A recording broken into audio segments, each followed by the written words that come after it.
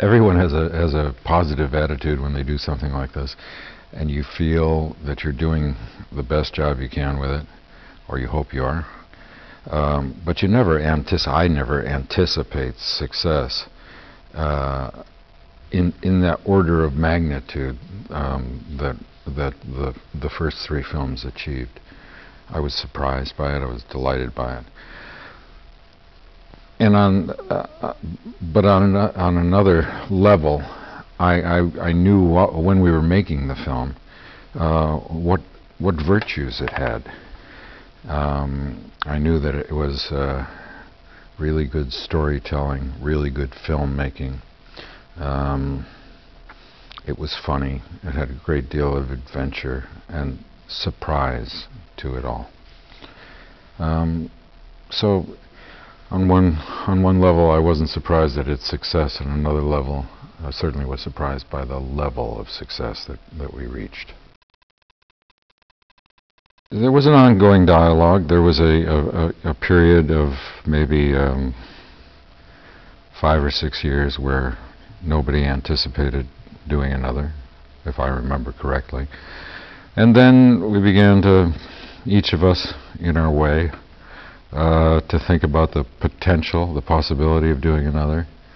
Having been out in the world making all kinds of other movies, for myself, I was happy to do another Indiana Jones film just because they're so much damn fun. So much fun to do. Stephen is very good at story, very particular about the way he constructs a story. But he adds also the element of filmmaking. He's just a master mechanic with film, and really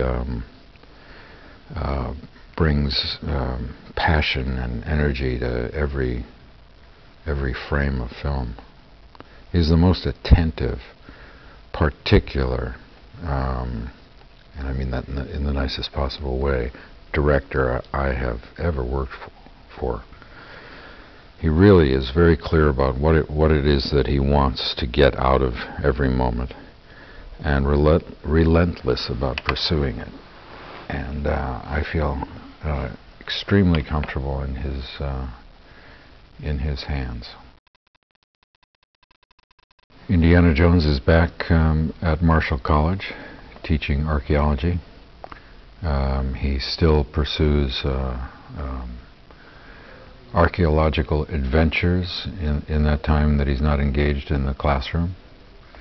He has this dual nature that he's always had, part academic, part adventurer, and all of that remains. Marion remains as feisty, independent, and strong as she ever was. So there's the relationship is not without some degree of contest between them. But I hope it'll be fun for an audience. He has turned out to be not just a wonderful actor, an inventive, unique, original personality with real storytelling sensibilities, and but also just a sweet guy, a really nice person. And so it's been a pleasure to work with him, and it's been a pleasure to spend time with him. I hadn't worn the Indiana Jones costume for 18 years, and early in our production process, the costume was sent to my house for me to try on, to see. where we would have to change sizes and so on and so forth. And I put it on, and it fit like a glove. I felt really comfortable and ready to go. And it felt good. It felt really good. If the hat falls off,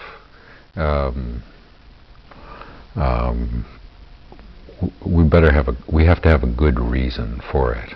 In other words, there's got to be a joke involved, or there's got to be some narrative process at work here, because the hat does not fall off. If it does come off when we're shooting, we usually cut and put it back on. But I've learned to do a lot of things, very physical things, and keep my hat on. And it's not by stapling it, really. But it's a lot of work sometimes to keep the hat on.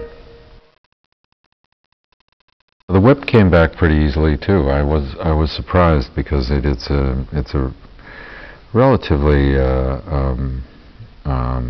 uncommon skill, and I wasn't terribly good at it, but I was good enough to for show business. When we did it 18 years ago, and I'd lost touch with the first whip trainer that I used, so we had a new whip trainer who had a different technique, and I was able to bring it back in a couple of weeks of pretty diligent application.